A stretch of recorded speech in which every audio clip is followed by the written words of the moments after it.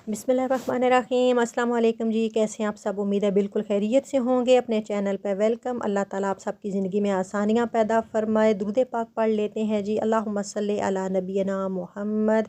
लीजिए जी, एक बहुत प्यारी सुबह का आगाज़ होता है और मैं नाश्ता बनाने आई हूँ किचन में। मेरी मेहनत सी लुढ़की भी देखिए खस्ता से पराठे बनाने के लिए ताज़ा आटा गूँध रही हूँ और मेरी कोशिश होती है कि बिस्मिल्लाह के साथ दुरूद पाक भी पढ़ूँ, थोड़ा सा नमक शामिल करूँ। इससे बहुत ही जल्दी सॉफ्ट सा आटा गूंद जाता है।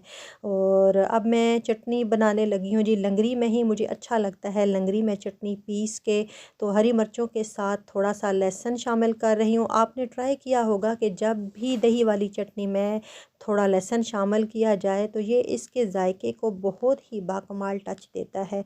अच्छा, पुदीना और हरा धनिया जब भी मेरे पास आता है मेरी कोशिश होती है कि मैं फ़ौरन से बेशतर इसे साफ़ करके फ्रीज़ कर दूं, और इससे ये होता है कि ज़ाया भी नहीं होता। और जब वक्त पे मैं इसे निकालूं ज़रूरत के वक्त, तो बहुत कम वक्त में ये मुझे बड़ा फ़ायदा देता है। इससे बड़ा जल्दी काम सिमट जाता है, निबट जाता है। और जब ज़ाया नहीं होता तो बजट भी होती है और बरकत भी।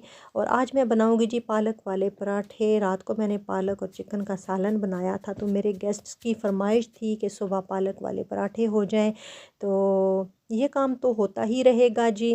बेसिकली मैंने आप लोगों के साथ जो बातें शेयर करनी हैं आज, वो अस्माउ नबी सल्लल्लाहु अलैहि वसल्लम के हवाले से हैं। जैसा कि थंबनेल पे शो हो रहा है कि आजकल हर बंदा, हर घराना बेशुमार उलझनों में, तंगियों तकलीफ़ों में, परेशानियों में घिरा हुआ है। और इस मकसद के लिए हर कोई तगो-दो में लगा रहता है कि कहीं से भी कोई अच्छी बात, अच्छा वजीफ़ा मिल जाए जिससे मैं इस उलझन से निकल सकूं। तो मेरे बीबी जी कहती होती थी कि आपके पास जो इल्म है, जो बात है, उसे सीने में घुट के ना रखो, पुत्र इल्म को रवान कर दिया करो, इसी से वो खुशबूदार रहता है। तो बस मेरी यही कोशिश होती है कि मेरे पास जो महदूद सा इल्म है, जो चंद बातें हैं, मैं वो आप लोगों के साथ शेयर कर दूं। हो सकता है कि आपको इससे फ़ायदा हो और फिर मुझे इसका अजर भी मिल जाए। अल्लाह हम सब की ज़िंदगी में आसानियाँ पैदा फ़रमाए। अल्लाह आप सब की उलझनों को दूर फ़रमाए। अपने प्यारे हबीब अलैहिस्सलातु वस्सलाम का सदका और वसीला लेके जब हम उसकी बारगाह में हाज़िर होते हैं तो अल्लाह की ज़ात ब खुद ही माइल ब करम हो जाती है। लीजिए जी, मेरी प्यारी सी चटनी भी पिस के तैयार हो गई और मैं साथ ही अपनी ट्रे भी मैनेज करूँगी। अकेला बंदा हो तो डिसिप्लिन और तरतीब के साथ ही चलना पड़ता है जी। पाकिस्तान में तो दो चार हाथ शामिल हो जाते हैं हेल्प के लिए, तो यहाँ अमूमन अक्सर अकेले ही करना पड़ता है। और ये मैं ले रही हूँ 2 किस्म के अचार और जैम और साथ प्यारी सी अपनी चटनी। और अब कुकिंग का प्रोसेस शुरू करते हैं। नाश्ता मैं बनाने लगी हूँ। साथ ही अब अपने टॉपिक की तरफ आते हैं।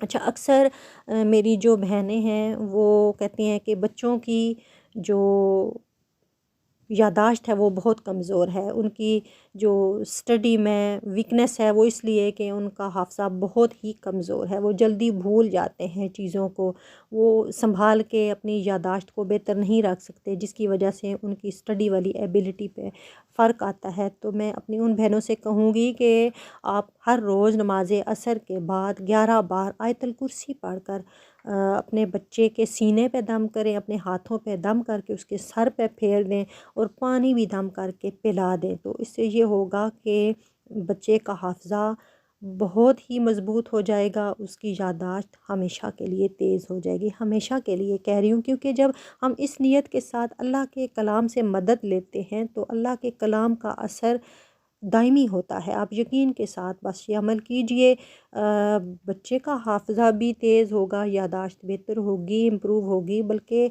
अक्सर हम खुद भी जब आस्ता आस्ता अपनी उलझनों में पड़े आगे की उम्र में जाते हैं तो हमारी यादाश्त पे भी असर पड़ता है। तो आप अपने लिए भी ये कर सकती हैं मेरी बहनें। असर के बाद 11 मरतबा आयतुल कुर्सी।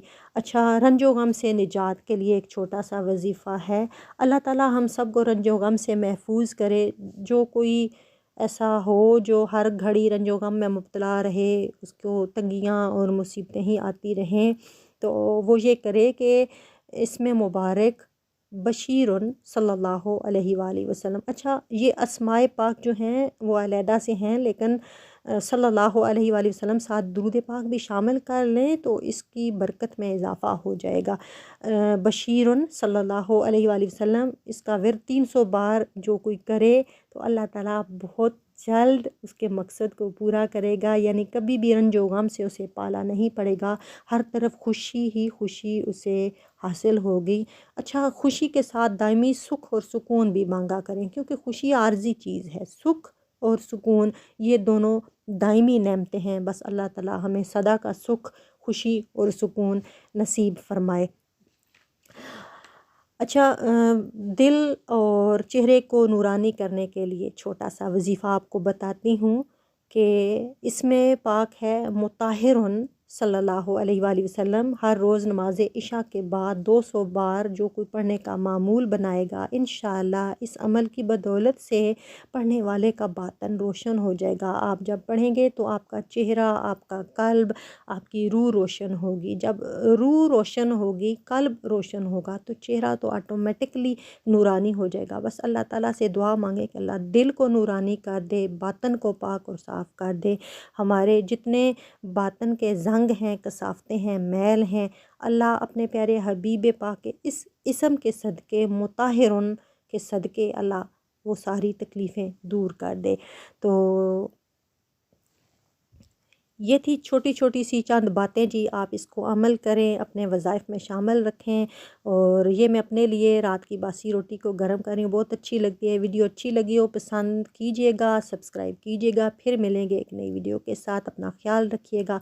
अल्लाह हाफ़िज़।